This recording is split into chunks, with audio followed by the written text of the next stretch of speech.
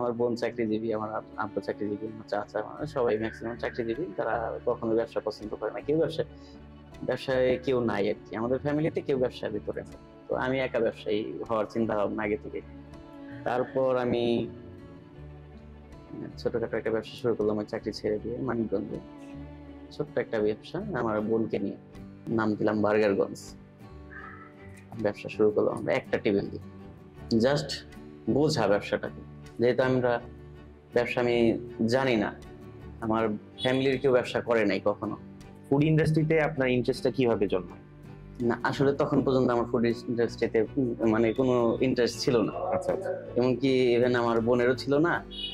আর যে ভাইটা ছিল নবীন ভাই, তার একটু ছিল, তার একটা রেস্টুরেন্ট ছিল রানী। আচ্ছা আচ্ছা। খুব ভালো একটা ছিল, ভাইব ছিল মানিকগঞ্জ শহরের ভিতরে তার রেস্টুরেন্টে। তো তার নিয়ে শুরু করলাম। তখন পর্যন্ত আমার কোনো ইন্টারেস্ট ছিল না, কারণ আমার বিজনেসের প্রতি ছিল এগ্রো বেস আমার ইচ্ছা ছিল, এখনো আছে ওটা, এখন আমার ভিতরে আছে, ওটা আমার ড্রিম। তো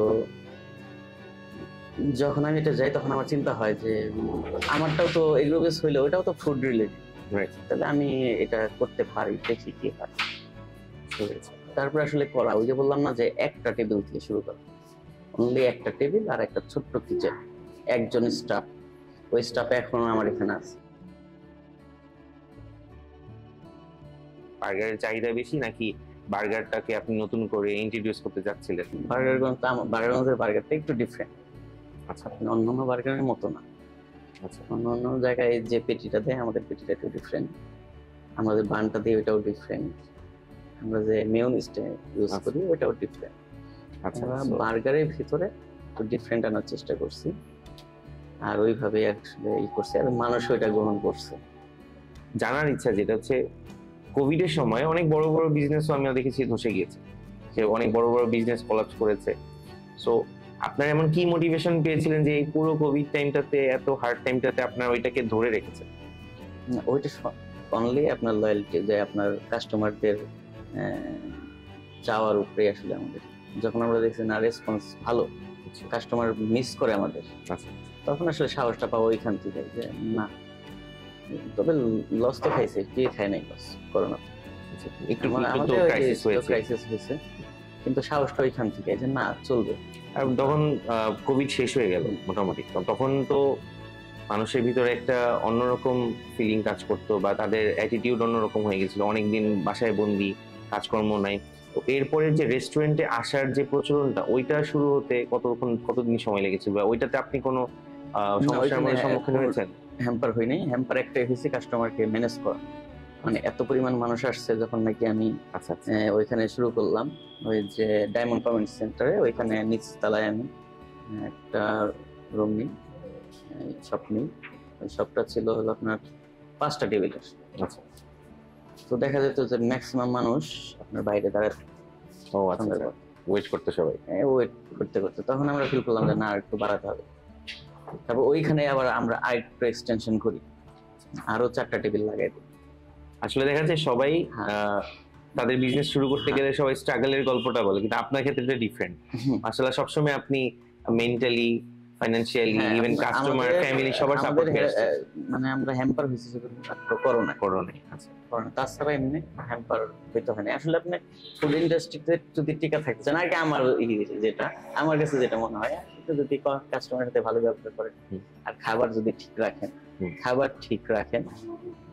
আর বিহেভিয়ার ঠিক রাখেন, তাহলে ইনশাল্লাহ আমার মনে হয় না আসলে তো তাই হওয়ার কথা। আসলে তাই, এটা যদি চকের মাঝখানেও হয় তাও চলবে।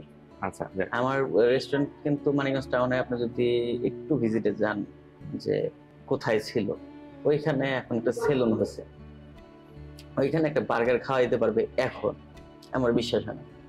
আচ্ছা, কিন্তু আমার ধারণা যে ওইখানে যদি এখন ভালো মাপের একটা রেস্টুরেন্ট হয়, ভালো খাবার দেয়, যাবে না কেন মানুষ? তো যাবে। ওই লোকেশনটা আপনি কতদিন যাবত করেছেন ব্যবসা? ওইখানটায় বলতে আর কি, যে ডায়মন্ড কমিউনিটি, ওইখানে 6 মান্থ করছে, 6 মাস। হ্যাঁ, তারপর আমরা একটা বড় জায়গা পাইলাম রাস্তার সাথে, মানিকগঞ্জে ওই যেখানে ছিল ওইখানে, ওই গঙ্গাধরপট্টি এলাকায়। আচ্ছা, গঙ্গাধরপট্টি এলাকায় ওইখানে আমরা একটু বড় করে করলাম, একটু বড়। এটার এইটার অর্ধেক, আচ্ছা অর্ধেকের অর্ধেক। আচ্ছা, বাট আগেরটা থেকে বড়, 1/3 বাট আগেরটা থেকে বড়।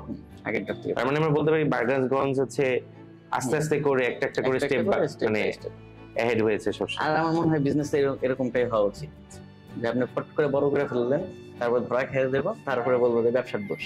আচ্ছা আচ্ছা, আসলে ভাই ব্যবসার কোনো দোষ না। আপনি যদি ভালো খাবার, যে কোনো ব্যবসায় যদি ভালো প্রোডাক্ট দেন, ভালো ব্যবহার করেন, আপনি কেন লাভবান হবেন? এরপরে যেটা ওইটাতে আপনি কতদিন ব্যবসা করেছেন? ওইখানে করেছিলাম আপনার 4 বছর। 4 বছর ব্যবসা, 4 বছর ব্যবসা করেছে, আমরা বলতে পারি সাকসেসফুলি ব্যবসা ওইখানে করেছেন। 4 বছর ছিলাম, তারপরে এখানে আসছে 3 মাস। আমরা এখন যেখানে বসে আছি এখানে এই লোকেশনটাতে আপনি আছেন 3 মাস। সো এটাও তো এখনো তো রেনোভেশনের মধ্যেই আছে, একটা প্রসেসে আছে। হোপফুলি এটাও খুব তাড়াতাড়ি রেডি হয়ে যাবে। মানে হয় না যে সবার ভিতরে একটা চাপা কষ্ট থাকে ব্যবসা নিয়ে, যে আপনাকে প্রথম দেখলাম যে আপনি ব্যবসাটাকে এত বেশি এনজয় করতেছেন, আর প্রত্যেকটা ওয়ার্ডেই আপনার মোটিভেশন থাকতেছে, আপনার সেলফ মোটিভেশনটা অনেক হাই। সো এটা আমার কাছেও খুবই সারপ্রাইজিং, আমি নিজেও খুব বেশি মোটিভেশন আছে। এখন 4 বছর আপনি একটা জায়গায় বিজনেস করেছেন, সো ওইখান থেকে সাডেনলি এখানে সুইচ করাতে আপনার কি লোকেশন চেঞ্জ করাতে কি কোনো ইস্যু হয়েছে? মানে মনে হয় আপনার কাছে এটা একটু প্রথম দিকে হ্যারাসমেন্ট হইতেছে, অনেকেই জানতেছে না কোথায় নিছে বার্গারগঞ্জ, একটু মার্কেটিং করতে হইতেছে বেশি। আচ্ছা আর অনেকেই ভাবছে যে বার্গারগঞ্জ নাই, কারণ এটা করতে গিয়ে যে আমাদের 5 মাসের মতো ওয়েট করতে হয়েছে। 5 মাস আমরা বন্ধ ছিল রেস্টুরেন্টটা। এটা আমাদের করে নিতে হয়েছে তো একবারে পুরো পুকুরের মধ্যে ছিল, মাটি ফেলতে হয়েছে। আচ্ছা আচ্ছা, তারপর কনস্ট্রাকশন কাজ শেষ হইতে হইতে আমার মোটামুটি আপনার 5-6 মাস লাগছে।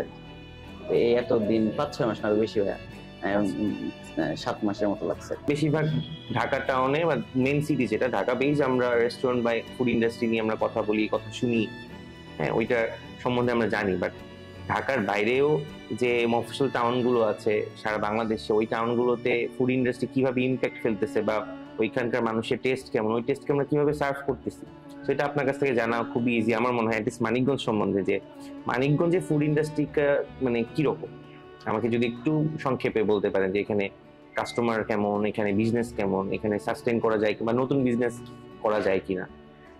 আসলে মানিকগঞ্জে হচ্ছে কি একটা সমস্যা আছে, এখানে একটা সমস্যার কারণে ফুড বিজনেসটা আসলে ওইভাবে করতে পারতেছে না।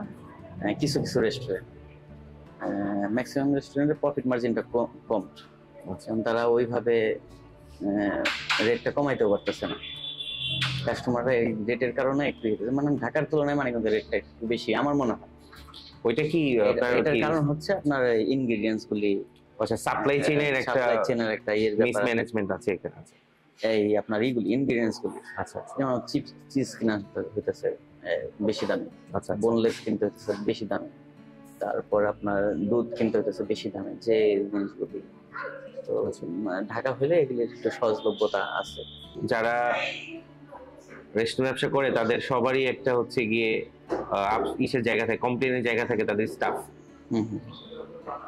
আপনার স্টাফদের সাথে সম্পর্ক, কাস্টমারদের সাথে স্টাফের সম্পর্ক, আপনার সম্পর্ক, এই জায়গাটা আমাকে একটু বলেন যে আপনার ক্ষেত্রে কি হয়েছে এই জায়গাটা। ভাই ওই যে আপনি কিছুক্ষণ আগে একটা কথা বললেন না, যে আপনি খালি সাকসেসের গল্প বলতেছেন। আমার সাকসেসের কয়েকটা কি আছে, সাকসেস কি বলি, এটা হচ্ছে আমার স্টাফ গুলি আমি খুব ভালো পেয়েছি, মাশাআল্লাহ। এটা একটা বিজনেস একটা অনেক গুরুত্বপূর্ণ বিষয়। প্লাস আমার যে পার্টনারগুলি তুলনা হয় না আর কি, তাদের কারণে আসলে ব্যবসাটা এত দূর আসা। বিশেষ করে আমার বোন, তারপর হচ্ছে কাস্টমারের ভালোবাসা, এটা তো আছে, তারা সবাই খুব পছন্দ করে বার্গারগঞ্জ আর বার্গারগঞ্জের খাবার। তো এই সব কারণে আসলে আমার কিছুই কোনো ক্ষেত্রে এই জন্য সাহসী পাইছি। করোনাতে আটকে গেছে 2 বার। তারপরে আমি যে ছিলাম, যে বড় দোকানটা করছিলাম মিডিলে, ওইখানে রাস্তা খনন করার কারণে আমার 1.5 বছর প্রায় ওইখানে ছিলাম। তারপরেও কাস্টমারের একটা ছিল, এখানে যে আসলাম 6 মাস পরে, তারপরেও কাস্টমার খুঁজতে অনেকে চলে আসে, যে ভাই বন্ধ করে দিয়েছিলেন মনে করছিলাম, যে আসলাম ভালো লাগে। এমনকি এসে যখন নাকি ডেকোরেশন দেখেও তাদের ভালো লাগে। আবার অনেকেইও দেওয়া যায়, কেউ কমপ্লেন দেয় না, সাজেশন দিয়ে। এটা একটা বিষয়, যে কমপ্লেন না ভাই এটা এরকম হয়েছে, ওইটা ওরকম হয়েছে, এটা এইরকম সমস্যা, এরকম কোনো না, তারা সাজেশন দিয়ে ভাই এটা মনে হয় এটা করলে ভালো। মানে আমাদের কাস্টমার গুলি অনেক লয়। আর আমার স্টাফগুলি, আপনি প্রথমে যে স্টাফ ছিল আমার, এখন পর্যন্ত দীর্ঘ দীর্ঘ না আর কি, আমার দীর্ঘ আর কি 6 বছরের জার্নি। এই 6 বছরের জার্নিতে তারা আমার সাথেই আছে, এখন পর্যন্ত সাথে আছে, ইনশাল্লাহ থাকবে। ধরেন আমি যদি আপনার জায়গায় হইতাম, আমার মনে হতো যে প্রত্যেকটা গঞ্জেই একটা করে হ্যাঁ, বার্গারগঞ্জ থাকবে এটা একটা বাংলাদেশে। যে আমাদের একটা, আমার একটা আছে যে প্রত্যেকটা গঞ্জে একটা করে বার্গারগঞ্জ থাকবে, যাক, লাইক নারায়ণগঞ্জে থাকবে, গোপালগঞ্জে থাকবে, সিরাজগঞ্জে থাকবে, মুন্সিগঞ্জে থাকবে। মুন্সিগঞ্জে থাকবে। খুব আর ভালো। যে গঞ্জে, যে এলাকায় গঞ্জ নাই ওইখানেও গঞ্জ আছে, ওইখানে বার্গারগঞ্জ থাকবে। জেলা থাকবে, আর যেখানে নাই ওখানে বার্গারগঞ্জ বার্গারগঞ্জ থাকবে, So, যেখানে গঞ্জ বার্গারগঞ্জ আছে থাকবে। তারপর মাল্টিন্যাশনাল করার ইচ্ছা তো আছেই। চেইন করার ইচ্ছা আছে। হ্যাঁ, মাল্টিন্যাশনাল কোম্পানি করার তো ইচ্ছা আছে, কেন হবে না? তো এটা হচ্ছে কি, আমি যদি আমার টেস্টটা ধরে রাখতে পারি, আমি যদি আমার কোয়ালিটিটাও ধরে, মানে টেস্ট হইলে যে ওটা কোয়ালিটি ঠিক থাকে তা কিন্তু না। হ্যাঁ। রাস্তায় খাবার অনেকের কাছে অনেক ভালো লাগে, ভালো। দেখবেন রাস্তায় খুবই নোংরা পরিবেশে মানুষ খেতেছে না। হ্যাঁ। হ্যাঁ, কি হবে খাই, কিন্তু সে অন্য জায়গায় গেলে খুব ই করে, কিন্তু রাস্তায় খেতেছে না, এটা খাই আমি, অন্য জায়গায় পাবো না এটা Right. না, কিন্তু খাইতেছে না। তো আসলে টেস্টটাই যে সবকিছু তা না, একটু টেস্ট কম হইলেও দেখা যায় যে না, ওটার ভালো, কোয়ালিটিটা ভালো, ভালো জিনিসটা, কোয়ালিটিটা তো আমি করতে পারতেছি, কিন্তু রান্নার এই বিষয়টা হচ্ছে কি, হাতে রান্না করা হয়, সব দিন কিন্তু একরকম হয় না। ওইটাই আমার চ্যালেঞ্জ, মানে কম্পিটিটর আমার চ্যালেঞ্জ। আমার চ্যালেঞ্জ হলো আমার শেফ ওই টেস্টটা ধরে রাখতে পারতেছে কিনা। আচ্ছা আচ্ছা।